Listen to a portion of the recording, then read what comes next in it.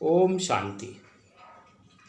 मित्रों, कभी कभी आप देखते हैं कि विवाह में मनुष्य पूछ देता है इसका गण कौन सा है। बहुत मायने रखता है। तीन गण होते हैं: मनुष्य गण, देवगण और राक्षस गण। मनुष्य देव है, मनुष्य मनुष्य है, देव देव है,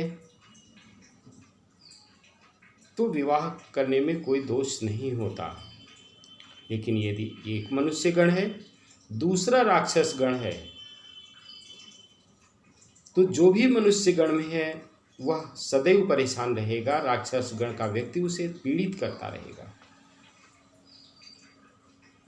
दबाता रहेगा उसे, और कभी कभी तो इन स्थितियों में हत्या जैसे केस भी हो जाते हैं,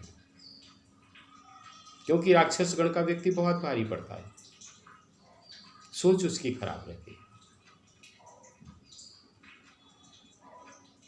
यदि देवगण में है तो बड़ा ही सामान्य जीवन व्यतीत होता है। राक्षस राक्षस दोनों ही हैं, तो एक ने एक थप्पड़ मारा, दूसरा दो मारेगा, अगली बार दूसरा दो मारेगा तो पहले वाला एक मारेगा। इन स्थितियों में जीवन व्यतीत होता है। तो क्या स्वभाव होता है इन गणों के अनुसार, अब मैं बताने जा रहा हूँ आपको। अभी तक यदि आपने मेरे चैनल को सब्सक्राइब नहीं किया है तो प्लीज़ ज़रूर सब्सक्राइब कीजिए, बेल आइकन को दबाना ना भूलें, शेयर करें मित्रों, और लाइक करना बिल्कुल ना भूलें। मनुष्य गण के जातक कैसे होते हैं? स्वाभिमानी होते हैं, धनी भी होते हैं, उनका शरीर भरा होता है, आंखें थोड़ी अच्छी होती हैं, लंबे होते हैं, और उनके अंदर दया भाव बहुत होता है, परिश्रमी होते हैं। देव गण के जातक सुंदर होते हैं, आकर्षण उनमें बहुत होता है, आंखें भी चमकीली, सीधे, सरल, दया भाव से युक्त, सहायता करने में बहुत लाभ, किसी के लिए बहुत करते हैं। लेकिन एक खास गुण होता है, मीठा खाने के आदी होते हैं और खाते भी बहुत कम हैं, संतुष्ट बहुत जल्दी हो जाते हैं। तो मित्रों, राक्षस गण के लोग जिद्दी होते हैं, हठी भी होते हैं। जैसे नहीं ये खिलौना चाहिए तो बस हठ लेके बैठ जाते हैं। उनको ये नहीं समझ में आता है कि किसकी इज्जत किसकी बेइज्जती, और इस कारण वे अपने रिश्तों की समस्या, क्योंकि आपस में वो झगड़े करते ही बीत जाता उनका, अपने जीवन को वो स्वयं नरक बनाने के आदी होते हैं। इस तरह से होते हैं, झगड़ालू बहुत होते हैं। वाणी उनकी बड़ी कट होती है, जैसे नहीं विष के समान वाणी।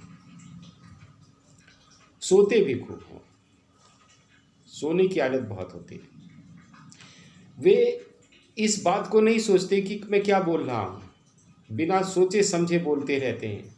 लेकिन उनको यदि महिलाएं हैं तो सफ़ेद पानी की समस्याएं बहुत होती हैं उनको,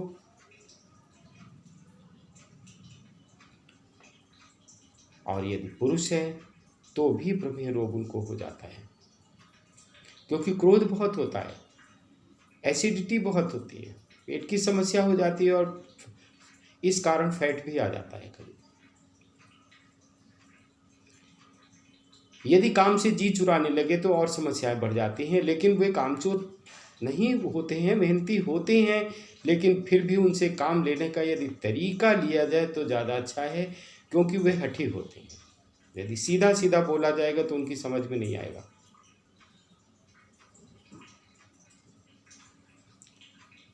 तो मित्रों,